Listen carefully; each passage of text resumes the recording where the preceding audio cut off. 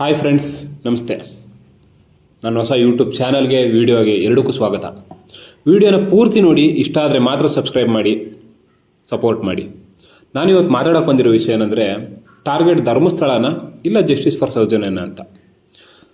ವಿಷಯಕ್ಕೆ ಬರೋದಾದರೆ, ಇವಾಗ ಸದ್ಯದ ಮಟ್ಟಿಗೆ ನಮಗೆ ಧರ್ಮಸ್ಥಳ ಅಂದ ತಕ್ಷಣ ಫಸ್ಟು ನೆನಪಾಗೋ ವಿಷಯ ಸೌಜನ್ಯ ಕೇಸ್ ಮತ್ತು ಧರ್ಮಸ್ಥಳದ ಪರ ವಿರೋಧ ಚರ್ಚೆ. ಆದರೆ ಇದೇ 2 ವರ್ಷದ ಹಿಂದೆ ಹೋಗೋದಾದರೆ ಧರ್ಮಸ್ಥಳ ಅಂದ ತಕ್ಷಣ ನಮಗೆ ನೆನಪಾಗ್ತಾ ಇದ್ದಿದ್ದ ವಿಷಯ ಧರ್ಮಸ್ಥಳ ಶ್ರೀ ಮಂಜುನಾಥ ಸ್ವಾಮಿಗಳು ಮತ್ತು ಧರ್ಮಾಧಿಕಾರಿಗಳಾದ ಶ್ರೀ ವೀರೇಂದ್ರ ಹೆಗ್ಗಡೆ ಅವರು.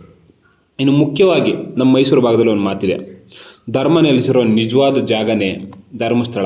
ಅಲ್ಲಿಂದ ನಾವು ಒಂದು ಕಲ್ಲನ್ನು ಕದ್ಕೊಂಡು ಬರೋಕ್ಕಾಗಲ್ಲ, ಕದ್ಕೊಂಡು ಬಂದರೂ ಅದು ಒಳ್ಳೆಯದಾಗಲ್ಲ ಅಂತ. ಇನ್ನು ನಾವು ಬದುಕ್ತಾ ಇರೋದು 21ನೇ ಶತಮಾನದಲ್ಲಿ.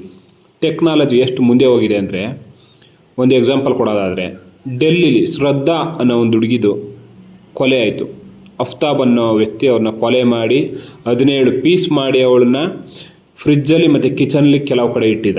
ಕೆಲವು ದಿನ ಆದಮೇಲೆ ಅದನ್ನು ದೇಶದ ಬೇರೆ ಬೇರೆ ಫಾರೆಸ್ಟ್ ಏರಿಯಾದಲ್ಲಿ ಅದನ್ನು ಮಣ್ಣು ಮಾಡಿ ಇದು ಮಾಡ್ದ. ಅಂಥ ಕೇಸ್ನ ನಮ್ಮ ಪೊಲೀಸವರು ಮತ್ತು ಅದಕ್ಕೆ ಸಂಬಂಧಪಟ್ಟ ಅಧಿಕಾರಿಗಳು ಬಗೆಹರಿಸಿದ್ರು.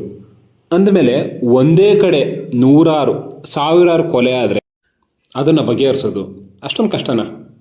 ಅಕಸ್ಮಾತ್ ಅದೇನಾದ್ರು ಸಾಬೀತಾಯಿತು ಅಂತಂದರೆ ನಂಗೆ ಫಸ್ಟು ನೆನಪಾಗೋ ವಿಷಯ ಏನಂದರೆ, KGF film dialogue, he is the biggest criminal, this is the biggest national issue ಅಂತ ಒಂದು ಡೈಲಾಗ್ ಇದೆ.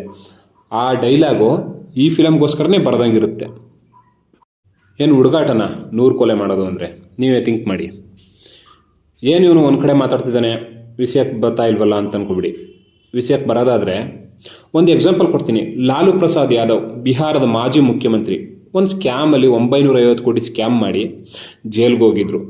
ಇದೇ ರೀತಿ ಜಯಲಲಿತಾ ಆಗಿರ್ಬೋದು, ಓಂ ಪ್ರಕಾಶ್ ಚೌಟಾಲಾ ಆಗಿರ್ಬೋದು, ಚಂದ್ರಬಾಬು ನಾಯ್ಡು ಆಗಿರ್ಬೋದು, ಇನ್ನು ಮುಂತಾದ CMಗಳನ್ನ ಜೈಲ್ಗೆ ಹಾಕಿರೋವಂಥ ದೇಶ ಇದು. ಇನ್ನು ಧರ್ಮಾಧಿಕಾರಿಗಳು ಯಾವ ಲೆಕ್ಕ?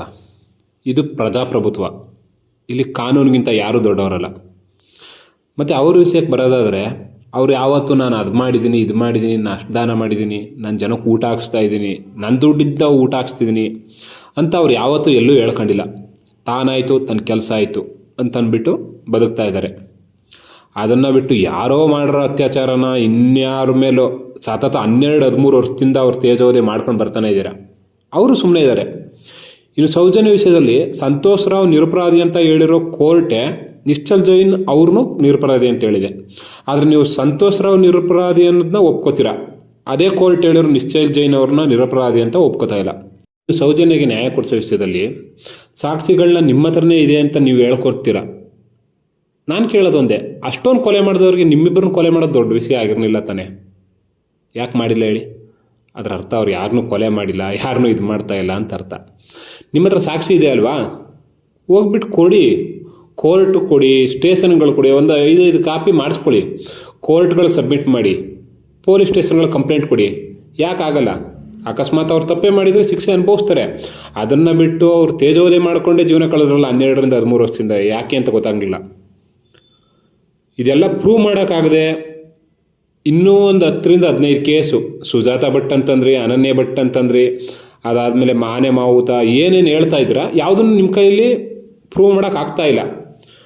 ಬಟ್ ನನಗೊಂದು ಖುಷಿ ಏನಂತಂದರೆ, ಸಿದ್ಧಾರ್ಥ ಅವರು ಆತ್ಮಹತ್ಯೆ ಮಾಡ್ಕೊಂಡ್ರು ಗೊತ್ತಾ ನೇತ್ರಾವತಿ ನದಿಲಿ, ಅದನ್ನು ಇವ್ರ ಹೆಸರು ಕಟ್ಟನಿಲ್ವಲ್ಲ ಅನ್ನೋದೊಂದೇ ನನಗೆ ಸಮಾಧಾನ.